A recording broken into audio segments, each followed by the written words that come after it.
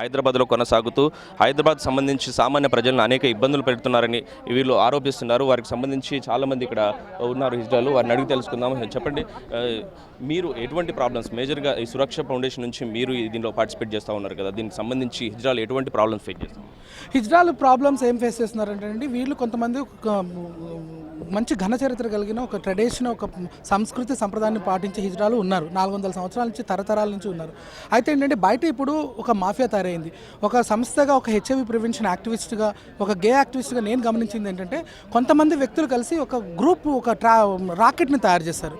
ఏంటంటే చిన్న చిన్న పిల్లల్ని, లేకపోతే బీదవాళ్ళని ఇందులో ఒక ఎర వేస్తున్నారు డబ్బుల కోసం. ఏం చదువుకుంటారు, లేకపోతే ఏం పని చేస్తారు, ఇక్కడైతే నెలకి 20,000 సంపాదించవచ్చు, 50,000 సంపాదించవచ్చు అని వాళ్ళకి ఎరేసి వాళ్ళతోటి బలవంతంగా సెక్స్ చేంజ్ ఆపరేషన్ చేస్తున్నారు. బలవంతంగా సెక్స్ వర్క్ చేయించడము, వీళ్ళకి బలవంతంగా ఈ సెక్స్ వర్క్ ద్వారా వీళ్ళకి హెచ్ఐవి ఎయిడ్స్ బారిన పడకుండా కాపాడటము. ఇందులో ఎవరు డూప్లికేట్ ఉన్నారు, ఎవరు ఒరిజినల్ ఉన్నారు అనేది గమనించాల్సిన అవసరం. ఇప్పుడు సురేష్ గారు అన్నట్టు హిజ్రాలకు సంబంధించి చాలా మంది ఇక్కడ డూప్లికేట్ హిజ్రాలు ఇక్కడ రోడ్లపై తిరుగుతూ చాలా మంది సామాన్య ప్రజల్ని ఇబ్బంది పెడుతున్నారు అంటున్నారు. సో వాళ్ళని ఏ విధంగా వాళ్ళని గుర్తించే పద్ధతి అనేది ఒక్కటే ఉంది సార్. ఏంటంటే హిజ్రాస్ అనేవాళ్ళు ఎప్పుడు కూడా బయటకు వచ్చి ఇట్లాంటి సెక్స్ వర్కులు కానీ, సెక్స్ దందాలు కానీ ఎప్పుడు చేసే పరిస్థితి లేనే లేదు. మాది అటువంటిదైతే మేము ఉంటున్న ఏరియాలో మా మీద కూడా కేసులు ఉండాలి. కానీ ఎవరైతే కొన్ని ఆర్గనైజేషన్స్ ఉన్నాయో వీళ్ళకి సపోర్టింగ్గా వెళ్తున్నాయి, ఆ ఆర్గనైజేషన్స్ వాళ్ళకి సపోర్టింగ్గా లేకపోతే వాళ్ళకి తప్పకుండా శిక్ష పడుతుంది అనేది నా ఒపీనియన్. ఎవరైతే కూడా ఈ ఆర్గనైజేషన్స్ రన్ చేస్తున్నారో వాళ్ళందరూ కూడా ఒకసారి ఆలోచించాలి, మనం ఎవరికి సపోర్ట్ చేస్తున్నాం. ఈ సెక్స్ వర్క్ చేసే వాళ్ళకి మనం ఎందుకు సపోర్ట్ చేయాలి?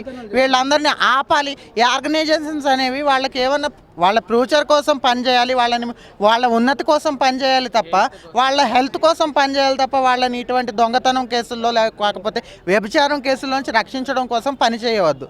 ఇదే మేము చెప్పేది. ఏంటంటే ఎవరైతే ఈ బయట సెక్స్ దందాలు చేస్తున్నారో వాళ్ళందరి మీద కూడా సీరియస్ యాక్షన్ తీసుకోవాలి. వాళ్ళందరినీ కూడా తగిన శిక్షలు వాళ్ళకు కూడా పడాలి. ఎందుకంటే మేము కూడా భారత్లో నివసిస్తున్న భారతీయులమే, మేము కూడా భారత పౌరులమే, మేము కూడా హిందుస్థాన్లో, మేము కూడా ఇండియాలోనే ఉంటున్నాం కదా. మాకు కూడా ఇండియా యొక్క రాజ్యాంగం మాకు కూడా వర్తిస్తుంది. మేము తప్పు చేస్తే మాకు కూడా శిక్ష పడాలి.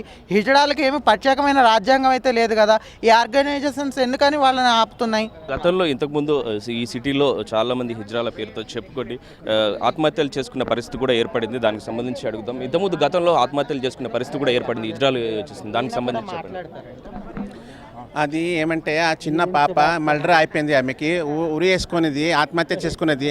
ఆయన గురించి ఏం యాక్షన్ తీసుకోలేదు ఇప్పటి వరకు. అంటే వాళ్ళు మర్డర్ చేసింది అంటే వాళ్ళు ఆత్మహత్య చేసుకున్నారు అనుకుని ప్రూవ్ చేశారు. వాళ్ళ గురించి ఏం యాక్షన్ తీసుకోలేదు. మేము ఇప్పుడు వాళ్ళు ఆల్రెడీ వాళ్ళు అరెస్ట్ అయిపోయారు. వాళ్ళు బయట వచ్చిన తర్వాత మీకు చూసుకుంటా చేసుకుంటా కాలు నరికిస్తా, అది నరికిస్తా అంటున్నారు. మా ప్రాణం భయం ఉంది. మా రక్షణ చేయాలి, మీరు రక్షణ ఇవ్వాలి సార్.